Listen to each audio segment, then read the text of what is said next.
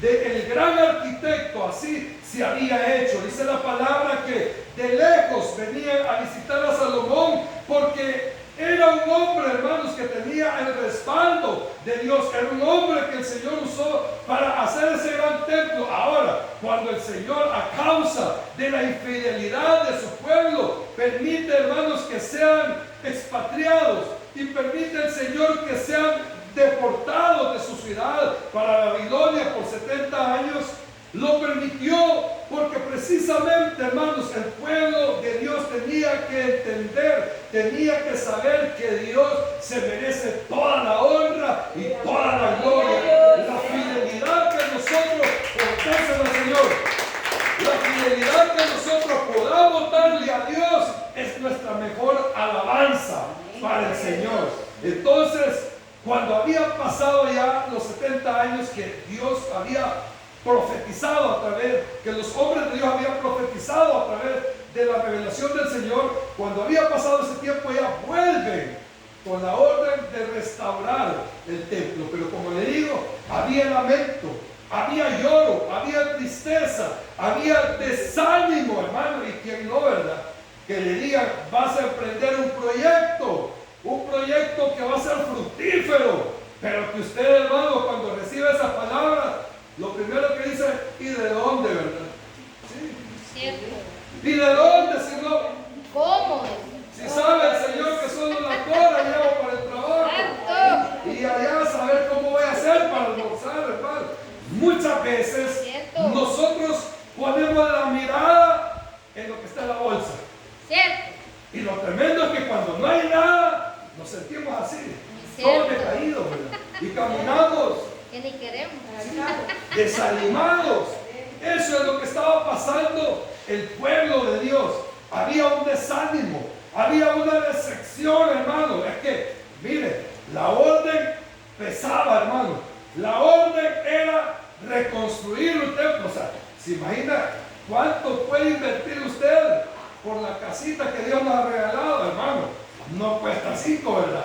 Cuesta. Y ahora imagínense reconstruir un templo. Entonces dice que todos se ponían a pensar, ¿y cómo vamos a hacer si el templo que teníamos tenía oro y tenía riquezas y nosotros no tenemos nada? Entonces vamos a reconstruirlo como que fuera una champa. Y lo veían así porque no tenían recursos. Pero en ese momento en el que nuestra mente, hermano, nos dice no se puede, en ese momento es cuando Dios habla a nuestra vida. En ese momento es cuando Dios manda del cielo, hermano, su palabra.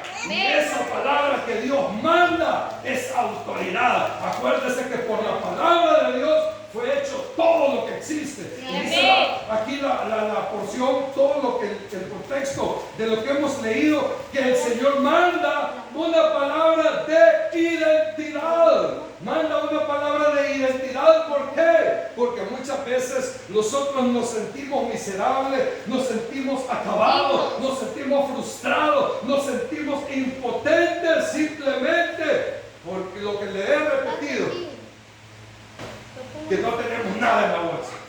Pero es ahí cuando Dios habla a su pueblo y les habla una palabra de identidad que les indica, hermano, quién es su Dios, quién es el que les dio la orden, quién es el que los trajo del exilio, el que los trajo de allá, hermano, desde lejos para volver a su ciudad y reconstruir. ¿Quién era el que los había traído? El Señor. ¿Quién era el que los había traído? Dios, ese Dios todopoderoso que nosotros alabamos y adoramos en este lugar. Es el que dio la orden y es el que esta tarde se revela a nuestra vida. Cuando nosotros, hermanos, sentimos que ya no podemos, que ya no hay recursos, es cuando Dios habla y nos dice, hermano, que nosotros somos hijos del Dios todopoderoso.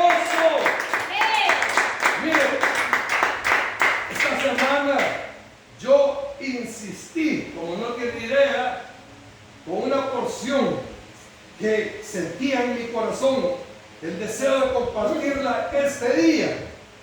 Y para no hacerle largo, hasta el día de ayer yo insistí en esa porción. Señor, ¿y qué me quiere hablar con esto? Señor, ¿y qué me quiere decir con esto? ¿Qué es lo que yo voy a trasladar? Pero ¿sabe qué me decía el Señor? No, es que no es eso, es que es otra. Y entonces dígame, Señor, qué es. Y de pronto el Señor me indica y me dice Ageo 2:8, y vengo y lo busco. Ay, Señor, o sea, que quiere decir que hay muchos que en este momento están pensando que ya todo está acabado, que ya todo está terminado, que no tenemos nada. Sí, me dice el Señor, pero hay muchos que este domingo van a recibir de parte de los cielos, de parte del Dios de la gloria, esa respuesta. ¿Sabe por qué?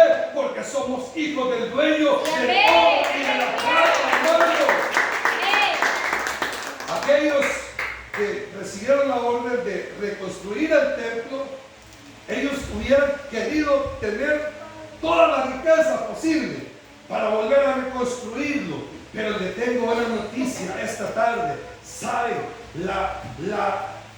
La intención de Dios era, hermano, que ese templo fuera reconstruido, pero el lujo, pero lo que iba a hacer que ese templo nuevo tuviera, hermano, más que lo que tuvo el que Salomón hizo, iba a ser, hermano, lo que había de venir en el tiempo posterior. Y eso que había de venir, hermano, es la presencia de nuestro Señor Jesucristo, hermano. Aquí mismo dice, hermano, que ese templo no necesitaba lujo, que ese templo no necesitaba riqueza, lo que ese templo nomás había que reconstruirlo y Dios iba a llenarlo de su gloria, porque cuando Dios está presente, hermano, lo tenemos todo. ¿Sí o no? Mire, es que cuando Dios está en nuestra vida, hermano, aunque no andemos $1 en la bolsa, pero nosotros le sonreímos al mundo. Aunque no tengamos para el pasaje, pero a nosotros, hermano, no nos preocupa. ¿Cuántas veces nos hemos levantado y no tenemos para desayunar? Cierto. Propósito del Señor es que si no nos ayunamos. Así es. Aleluya. Sí. A la fuerza. Si lo ve por ese lado, hermano, usted está bendecido. Sí, amén. Y de repente usted, hermano, va y el Señor le manda la provisión. Sí. Sí, amén. Y dice, ay, este día no iba a comer. ¿Cómo que no iba a comer? Si Dios, hermano, alimenta a las aves de los cielos, ¿cómo no va a tener cuidado de nuestra vida? Amén. Entonces el Señor se revela a aquellos hombres que estaban ya, hermanos, con la orden recibida para restaurar el templo, y les hace ver que Él es el dueño del oro y de la plata. Ahora, con esto no le estaba diciendo el Señor, ¿verdad? Le voy a mandar un cargamento de oro. Con esto lo que les estaba diciendo, hermano, es que ese templo no necesitaba oro ni riquezas, porque ese templo lo que necesitaba era la presencia de Dios. Eso quiere decir, eso es el Señor, hermano. Eso quiere decir, hermano, que nosotros no necesitamos andar con lujo, ¿verdad?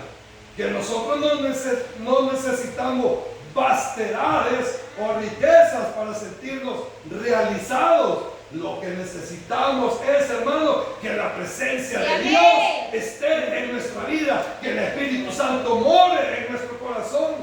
Porque cuando el Espíritu Santo está en nosotros, hermano, aunque se levante el diablo, no le va a poder quitar el gozo. Miren, un día de esto veníamos y así de la nada, Señor, adelante de nosotros, el semáforo se puso en verde y nosotros veníamos contra el tiempo y queríamos pasar, pues. Obviamente esperábamos que el que estaba delante se moviera para que nosotros avanzáramos, y no se movió. Cuando vi que ya iba a cambiar el semáforo, le pité, pero no le pité aquello que usted piensa. No vaya a pensar mal. Solo le hice pip, no va a pensar que le pité otra cosa. Entonces, la persona que estaba delante ya no se movió. Y le digo a mi esposa, tremendo, ya sé quién es, porque estábamos en el camino para servirle al Señor. Y vuelve a cambiar el semáforo y no se movía. Entonces yo empecé a maniobrar para salirme, porque no le voy a dar gusto a porque este es lo que quiere, es quitarme el gozo, este es lo que quiere, es quitarme la bendición. El Señor sabe que voy a servirle, aquel también ya se dio cuenta que voy a servirle al Señor, y de alguna manera hice yo es maniobrar. Cuando él vio que yo estaba maniobrando, dio la vuelta a él y entonces me dejó pasar. Pero imagínense, hermano, si el Espíritu Santo no anduviera con nosotros, hermano, ¿qué hubiéramos hecho en esta carne? Entonces si le hubiera pitado a aquello que se imaginó al principio. Aleluya. Pero no, los hijos de Dios ya no luchamos en nuestra fuerza, ya no luchamos en nuestra carne. Los hijos de Dios hoy, por tenerlo a Él, estamos tranquilos. Por eso le decía al principio, nada nos va a quitar el gozo. Ahí está el micrófono, que cómo hace ruido, no importa que haga ruido. Para eso el Señor nos ha dado voz con bocina incorporada. ¿No me escuchan ahí atrás? Entonces le damos la gloria y la honra al Señor, porque Él es bueno. Mañana usted va a técnica a reparar eso, no sé qué tengo, pues yo dejo no sé nada. Pero lo que sé esta tarde es que el Señor quiere hablar a nuestra vida. Entonces, cuando nosotros, hermanos, nos vemos en esa situación, debemos de estar con la mirada puesta en el Señor, porque de Él es, hermano, la plata, de Él es el oro. Es decir que tenemos un Padre rico, un Padre, hermanos, que es lleno de fortunas, hermano, que todo el universo está a su disposición, está a sus órdenes, y nosotros como hijos de Él no somos huérfanos, somos, hermanos, herederos de todas las riquezas en gloria que el Señor nos ha entregado a través de Jesucristo. Por eso le alabamos, por eso le adoramos, por eso en la enfermedad seguimos alabándole, en la escasez seguimos alabando su nombre. Pablo decía, si yo que no tenga nada, yo le sigo alabando. Y si tengo riqueza, le sigo alabando. Es que, hermano, nuestra alabanza no depende de la circunstancia en la que nosotros estemos, sino que depende de que nosotros estemos conscientes de quién es nuestro Padre. Entonces Dios le habla a su pueblo y les hace ver por qué se están preocupando. Ustedes trabajan y trabajan, se afanan y se afanan, y no pueden obtener riquezas. Están recibiendo salarios en sacos rotos. ¿Sabe por qué les dice eso el Señor? Porque ellos habían puesto su confianza total en todo lo terrenal, cuando el Hijo de Dios sabe que nuestra riqueza viene de lo alto, como el salmista decía, ¿verdad? Alzaré mis ojos a los montes, como queriendo decir, voy a poner mi confianza en lo terrenal. No, decía, mi socorro viene de Jehová, que hizo los cielos y la tierra. Entonces, de Él procede toda bendición para que usted y yo sigamos alabando su nombre y no vayamos a frustrar, ¿verdad? A la hora que llega la necesidad, a la hora que llega, hermanos, la escasez, a la hora que llega la enfermedad. Hay personas que cuando ya se sienten sin recursos, que cuando están enfermos, hay personas que cuando están en el proceso no han entendido que lo que Dios quiere es glorificarse. Entonces se equivocan y toman la decisión incorrecta, y es de apartarse del camino del Señor.